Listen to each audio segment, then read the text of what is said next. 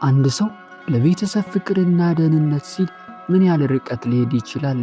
የገዛ ሕይወቱን አደጋ አጋልጦ የሀገርን ሕግ ጥሶ በሞትና በሕይወት መካከል ያለውን መስመር ለማለፍ የሚደፍር ሰው ምን አይነት ልብ አለው? ታሪካችን የሚጀምረው በምስራቅ አፍሪካዊቷ ሀገር ጅቡቲ በሚገኘው የፈረንሳይ የውጭ ሀገር ጦር ሰራዊት ካምፕ ውስጥ ነው። ሊዮን የተባለ የጦር ሰራዊት አባል በበረሃው በሚያቃጥለው እሳት ውስጥ የሰራዊቱን ግዴታ እየተወጣም እንመለከታለን። ነገር ግን ከአሜሪካ ሎስ አንጀለስ የመጣች አንዲት ደብዳቤ የሊዮንን ሕይወት እስከ ወዲያኛው ትቀይረዋለች። ደብዳቤዋ የተጻፈችው በሄለን ሲሆን በደብዳቤዋ ውስጥ የተገለጸው አሰቃቂ ዜና የሊዮንን ልብም ይሰብረዋል።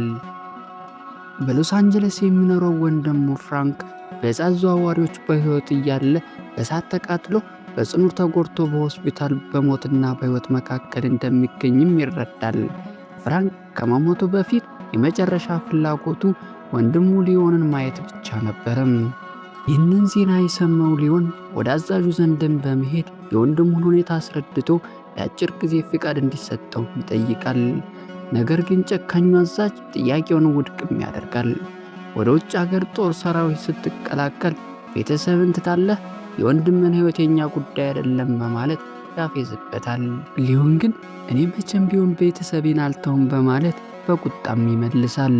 በዚህ ቁጣው ምክንያት አዛዡ ሊዮንን በጠራራ ፀሐይ በብረት ሳጥን ውስጥ ታስሮ ከባድ የእስራት ቅጣት እንዲቀጣም ያደርገዋል። ነገር ግን ለወንድሙ ያለው ፍቅር ከማንኛውም ቅጣት በላይ የነበረው ሊዮን ጥበቃዎችን በማታለልና በመፋለም በበረሃው መካከል በእግሩ እየሮጠም ያመልጣል። የሰራዊቱ አባላት ተኩስ ቢከፍቱበትም በበረሃው አሸዋ መካከል አምልጦ ወደ ወደቡም ይደርሳል። ወደቡ ላይም ከደረሰ በኋላ ወደ ኒውዮርክ የሚጓዝ የጭነት መርከብም ያገኛል። ምንም አይነት ቪዛ፣ ግሪን ካርድ ወይም ገንዘብ የሌለው ሊዮን በመርከቡ የእንፋሎት ክፍል ውስጥ ከሰዎች ተሸሽጎ በከሰል ማቀጣጠል ሥራ እየሠራ ረጅምና አሰልቺ ውቅያኖስ ጉዞ በማድረግ ወደ አሜሪካም ይጓዛል። ሊዮን ኒውዮርክ ሲደርስ አጠቃላይ የነበረው ዓላማ ወደ ሎስ አንጀለስ ሄዶ ወንድሙን ማየትም ነበረ። ነገር ግን የስልክ ጥሪ ለማድረግ እንኳ ሳንቲምም አልነበረውም። በኒውዮርክ ጎዳናዎች ላይ ሲንከራተት በድብቅ ቦታዎች ላይ በሚካሄዱ የጎዳና ላይ ፊልማዎች ላይም ይደርሳል። እዛ ቦታ ላይ ጆሹዋ የተባለ በጎዳና ፊልማዎች ላይ ሰዎችን በማፋለም ገንዘብ የሚሰበስበውን አዘጋጅም ያገኛል። ሊዮን ወደ ሎስ አንጀለስ ለመሄድ የሚያስፈልገውን ገንዘብ ለማግኘት ሲል በጎዳና ፊልሚያ ላይ ለመሳተፍም ይስማማል። ከተፎካካሪው ጋር በሚያደርገው ፊልማ ሊዮን በሚገርም የማርሻል አርት ብቃትና በእግሮቹ ምቶች ተፎካካሪው በጥቂት ሰከንዶች ውስጥ ዘርሮም ይጥለዋል። ይህንን ልዩ ችሎታ የተመለከተው ጆሹዋ በደስታ እየተደመመ ሊዮንን አንበሳ ወይንም ላይንሃርት የሚል ቅጽል ስም ይሰጠዋል።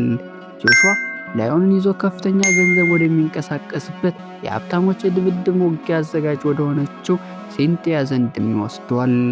ሲንቲያ ሀብታሞችን በመጋበዝ በድብቅ የመኪና ማቆሚያዎችና ገንዳዎች ውስጥ አሰቃቂ የፊልሚያ ውድድሮችን የምታዘጋጅ ጨካኝ ሴት ናት። የሊዮንን ችሎታ ለመፈተሽ በኒውዮርክ የታወቀውን ሰን የተባለውን ጎበዝ ታጋይ ታሰልፍበታለች።